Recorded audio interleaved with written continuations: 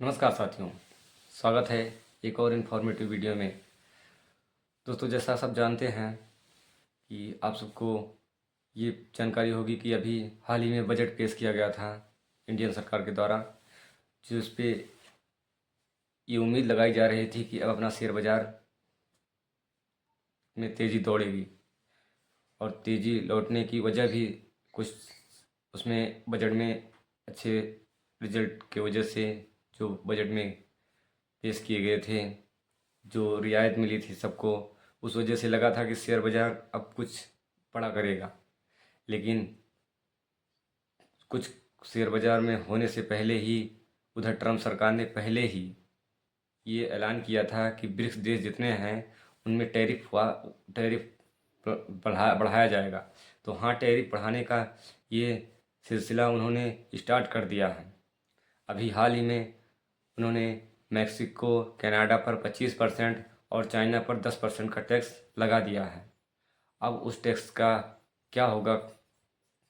10% tax बढ़ने की वजह से अब उस टैक्स के बढ़ने से वो चाइना के नागरिकों को महंगाई का सामना करना पड़ेगा, क्योंकि चाइना जो अपने देश से अमेरिका में भेजती थी उस पर 10% टैक्स अब वसूला जाएगा, जिस वजह से अमेरिका के नागरिकों को भी महंगाई का सामना करना पड़ेगा, क्योंकि ये अब ट्रेड वार की तरह होने जा रहा है।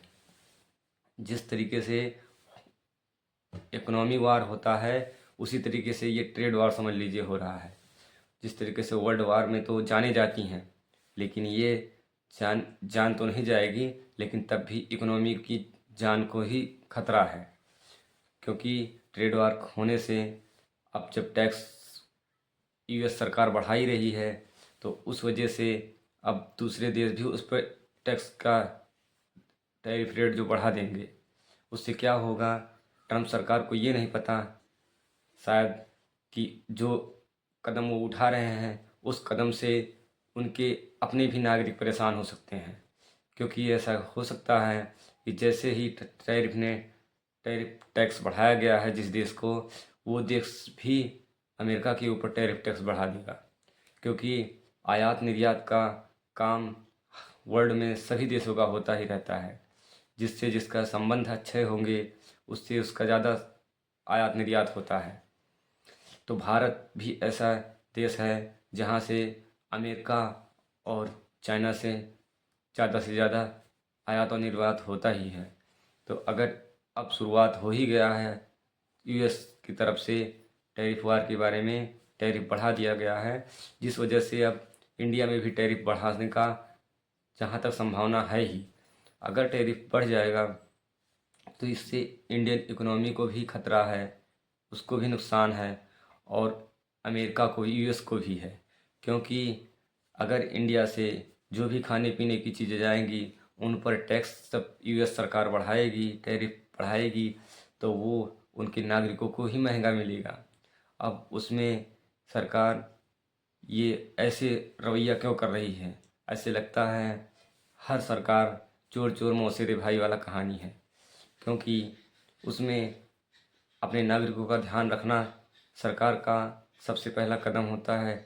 लेकिन ऐसा ये हो रहा है कि अगर टैरिफ टैक्स बढ़ा देने से सरकार को लाभ तो मिल जाएगा, लेकिन उसमें जनता को और महंगाई और इन्फ्लेशन की मार झेलनी ही पड़ेगी, क्योंकि जो सामान जिस पहले रेट में लेते थे, अब जब उस पर टैक्स सरकार वसूलेगी तो ऑटोमेटिक वो सामान महंगा ही हो जाएगा। जिससे इससे समझ लीजिए, जैसे यहाँ का सामान दूध, फल, सब्जी कुछ भी जाता था इंडिया से यूएस में, तो उस पर जब टैक्स बढ़ेगा तो वो टैक्स सरकार वसूलेगी कंपनियों से, और जब कंपनियां लेके जाएंगी तो उनको अपने रेट हिसाब से बढ़ा देंगी, और वो उसका बोझ उनके आम नागरिक को पड़ेगा। उसी तरीके से जब यूएस का एप्पल आईफोन इंडिया में आएगा तो उसकी का जो रेट होगा 1 लाख, जब यहाँ आएगा तो यहाँ पर 25-50% का जब टैक्स बढ़ जाएगा तो वो यहाँ के नागरिकों को महंगा ही मिलेगा।